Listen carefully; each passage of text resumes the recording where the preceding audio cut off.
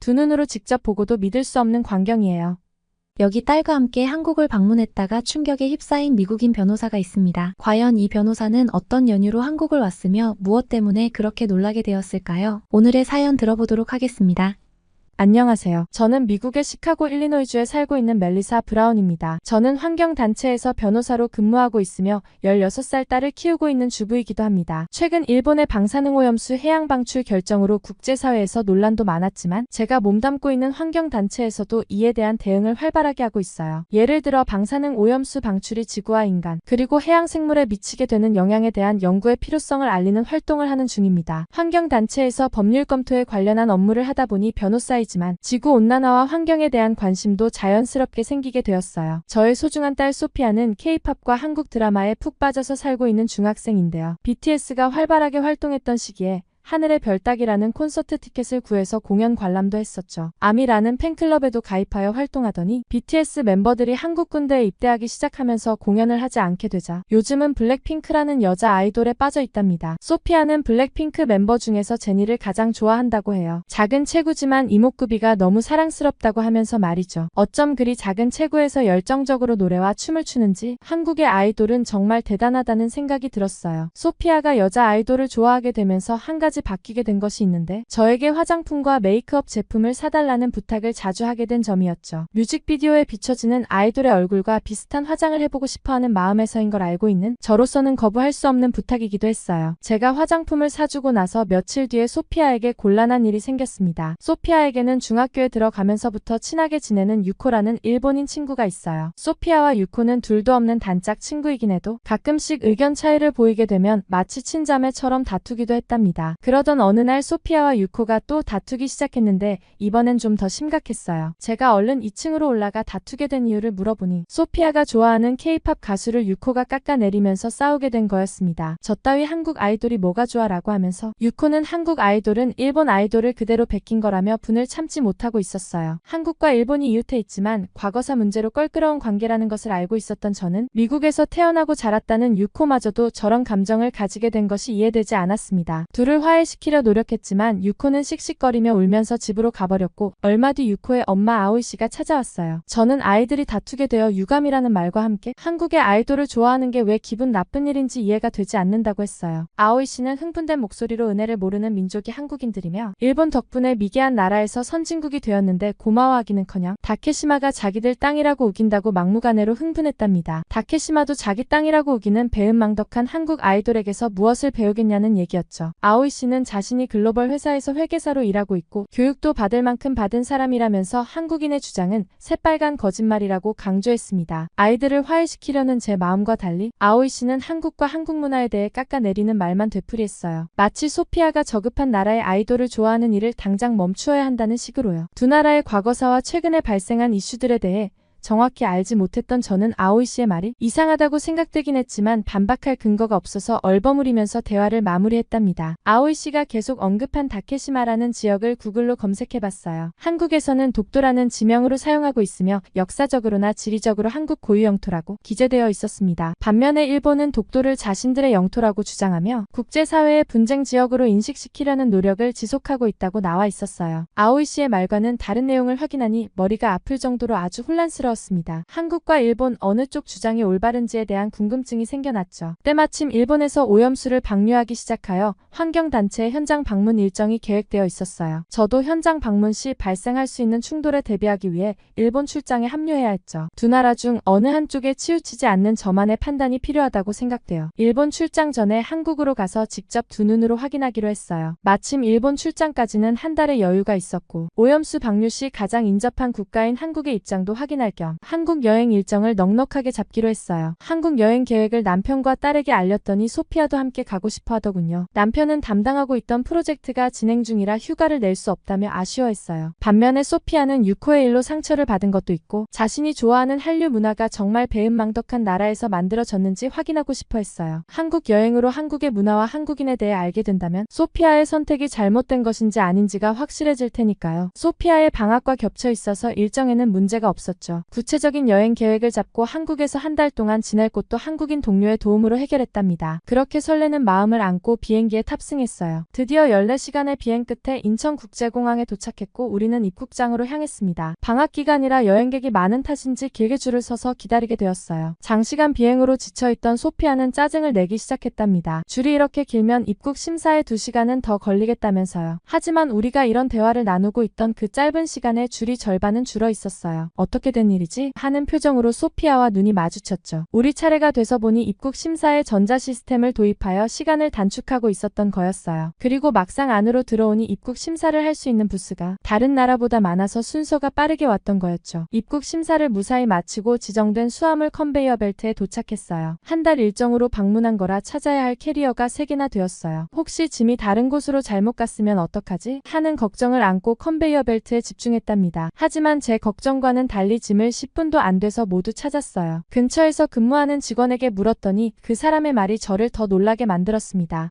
인천국제공항은 기본적으로 자동화 시스템으로 운영되며 최근에는 RFID 기술을 도입하여 수화물의 위치를 더 정확하게 파악할 수 있게 되었다고 해요. 이러니 수화물이 엉뚱하게 다른 곳으로 도착하는 일이 줄어들게 되어 저희처럼 빠르게 짐을 찾을 수 있었던 거죠. 입국장을 빠져나와 택시 승강장으로 향하면서 둘러본 인천국제공항은 세계에서 손꼽히는 규모와 시설을 갖추고 있는 것으로 보였어요. 넓은 공간의 깔끔한 내부 시설은 감탄을 자아내기에 충분했답니다. 택시 승강장에서는 사람들이 또 줄을 서 있는 거예요. 누가 시키지도 않았는데 이 사람들 왜 이러는 거죠? 나중에 알게 된 사실이지만 한국 사람들은 질서의식이 강해서 어디서든 스스로 줄을 서고 또 그것이 당연시 된다는 거였어요. 공항에 도착하고 택시를 타는 동안 한국의 첫인상은 상상한 것 그 이상으로 정말 훌륭했답니다. 택시로 이동하여 소피아와 제가 머물게 된 숙소에 도착했어요. 한국에 한 달 살기로 미리 예약한 숙소는 인천국제공항과 가까운 송도에 위치한 아파트였어요. 한국과는 달리 미국에서는 대도시를 제외하고 거주지로서 아파트는 그리 선호하지 않는답니다. 그럼에도 불구하고 한국에서 지낼 곳으로 아파트를 정하게 된 것은 한국에서는 아파트에 대한 선호도가 높다는 통계를 구글 검색으로 알 수 있었기 때문이었어요. 미국의 아파트를 생각하며 택시에서 하차하여 큰 기대 없이 무심코 바라본 아파트의 외관에 저와 소피아는 두 눈이 휘둥그레졌답니다. 한 달 동안 지낼 아파트는 무슨 업무용 빌딩과 같이 하늘을 찌르듯이 엄청난 위용을 자랑했고 심지어 한 개가 아닌 여러 개의 동으로 이루어져 있더군요. 잘못 도착한 줄 알고 택시 기사님께 한 번 더 확인했더니 나이 지긋하신 기사님이 유창한 영어로 송도의 아파트는 이런 모습이니 놀라지 말라고 하셨어요. 친절한 택시 기사님을 뒤로하고 안으로 들어와 엘리베이터로 향하는데 마치 호텔 라운지를 연상시키는 공간이었어요. 그 뒤로도 소피아와 저는 한국에 첨단화되어 있는 아파트 시설에 끊임없이 감탄했답니다. 저희가 계약한 집 안에서도 재미있는 에피소드가 참 많았어요. 대표적인 것이 한국의 가정 내에는 모양이 다른 냉장고를 여러 대 사용하는 줄 알았어요. 집안을 둘러보다가 주방에 있는 냉장고 2대와 드레스룸에 있는 냉장고를 봤거든요. 드레스룸에 있는 냉장고는 좀 의아하긴 했지만 주방까지 가지 않고도 간단한 과일이나 음료를 두는 용도로 사용하나 보다 했었죠. 실제로 장을 보고 와서 제가 그곳에 음료와 와인을 저장했어요. 나중에 일본에서 합류한 한국인 직장 동료에게 이 이야기를 했더니 배꼽을 잡고 웃는 거예요. 그건 냉장고가 아니라 옷을 관리해주는 스타일러라는 가전제품이라고 알려주었답니다. 그때 일을 생각하면 지금도 웃음이 나면서도 얼굴이 화끈거려요. 냉장고를 살피고 나서 짐을 풀고 있는데 거실 쪽에서 무슨 소리가 나면서 바닥에서 무언가 움직이기 시작했어요. 이건 또 뭐지? 하는 순간 동그랗고 작은 기계가 바닥 이곳저곳을 쓸고 지나가는 거예요. 사진을 찍어 검색해보니 가정용 로봇 청소기라는 설명과 함께 한국의 가정에서는 이미 많이 사용하고 있다고 하더군요. 우리는 가정집에서 보는 로봇 청소기가 처음이라 매우 신기해했답니다. 짐 정리를 마치고 소피아와 함께 점심 식사도 할 겸 밖으로 나왔는데 아파트 주변에는 마치 번화가처럼 식당과 여러 종류의 상점이 들어찬 건물들이 많이 있었습니다. 시카고에도 한국 식당이 있어서 주로 불고기와 갈비를 먹었는데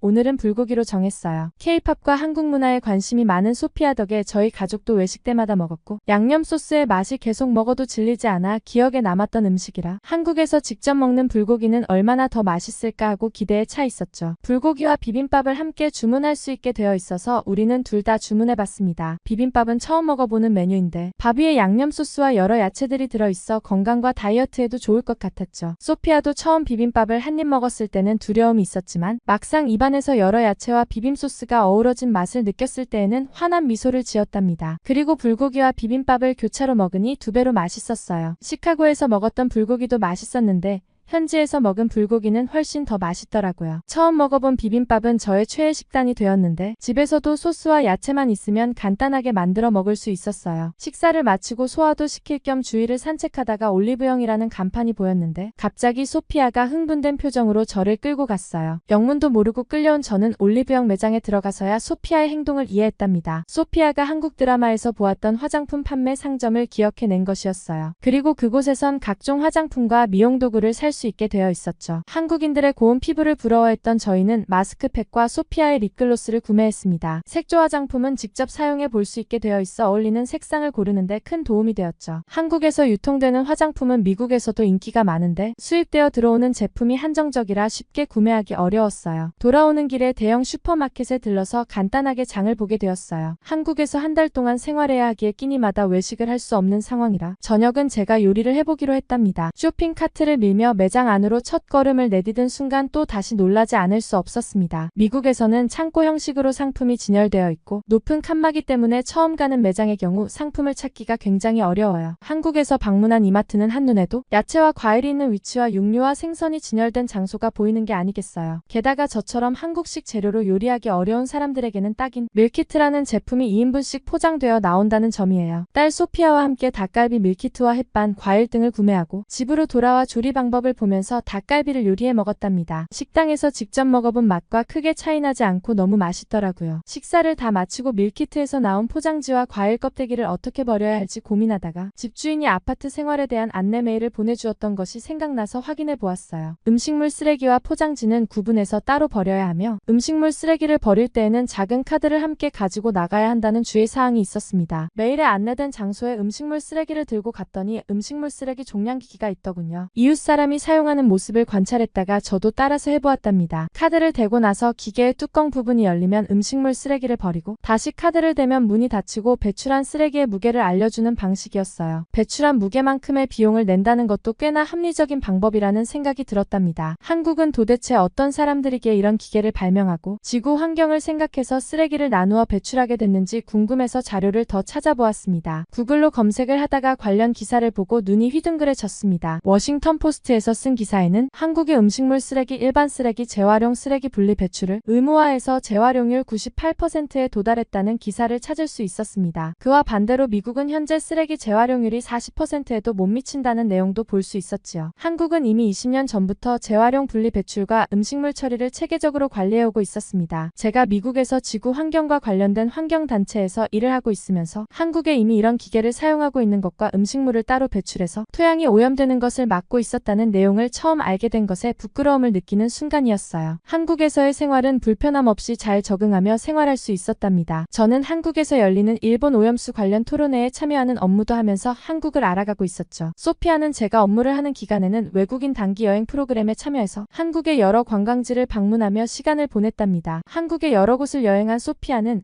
한국과 일본의 역사적인 의미가 있는 장소도 방문하게 되었는데 그곳이 바로 서대문 형무소 역사관이라는 곳이었어요. 서대문 형무소 역사관의 원래 명칭은 서대문 형무소로 일본이 한국인을 억압하기 위해 설립한 감옥이라는 설명이 팜플릿에 써 있었어요. 한국은 1910년에서 1945년까지 일본의 식민지였던 기간이 있었고 일본의 지배에서 벗어나고자 하는 사람들은 여러 경로로 독립운동을 했다고 해요. 그러다 일본 경찰에게 잡히게 되면 감옥에 갇히게 되는데 그중 하나가 서대문 형무소였다고 합니다. 한국의 아픈 역사를 기억하고 외국인에게 개방하는 이유는 자유와 평화의 소중함을 널리 알리기 위해서랍니다. 소피아는 고문을 받는 사람들의 모습에서 큰 충격을 받았다고 했어요. 사람을 죽인 것도 아니고 단지 태극기를 들고 거리에서 대한독립만세를 외쳤을 뿐인데 너무 잔인한 고문을 했다는 거예요. 유코의 엄마가 주장했던 선진국이 되도록 도와주었다는 것과는 거리가 멀어 보이는 사실이었죠. 한국인들은 일본의 감시와 고문이 계속되어도 독립운동을 멈추지 않았으며 결국에는 일본의 통치에서 벗어나 지금의 경제성장과 문화발전을 이룰 수 있었던 거라고 가이드에게 들었다고 하더군요. 한국의 현재 모습과는 많이 달랐던 불과 몇십 년 전의 이야기가 충격적으로 들렸어요. 그리고 일본의 핍박을 받으며 독립운동했던 사람들의 후손들이 이제는 세계의 문화와 기술을 선도하고 있다는 사실에 괜시리 뿌듯함이 느껴지는 건 뭘까요? 뉴스를 찾아보다가 며칠 뒤가 8.15 광복절이라는 기사를 발견했어요. 그리고 그 밑에 독도의 영유권과 관련한 일본의 입장을 드러낸 뉴스도 볼 수 있었죠. 아오이 씨가 말했던 다케시마가 독도라는 것은 이미 알고 있던 저는 한국을 방문한 기회에 독도를 직접 가보고 싶어졌어요. 독도로 가려면 우선은 울릉도라는 섬으로 가서 그곳에서 출발하는 배를 타고 들어가야 한다고 해요. 울릉도에서 독도로 들어가는 배편은 하루에 2번 운행하는데 이마저도 날씨가 좋지 않으면 갈 수 없다고 했어요. 운이 좋게 날씨가 도와줘서 독도에 들어갈 수 있었던 저와 소피아는 배멀미 때문에 고생을 하긴 했지만 기쁨의 환호성을 질렀답니다. 배에서 내려 가이드의 설명을 들으며 이동했고 도착한 곳은 독도 경비대가 있는 곳이었어요. 섬의 제일 높은 곳에는 태극기가 개양되어 있었고 독도 경비대 대원이 왜 사람이 살지 않는 이 섬을 지키고 있는지 설명해줬어요. 이유는 다름 아닌 일본의 독도 영토 주장 때문이라는 거예요. 한국은 해안에 수많은 섬이 있는데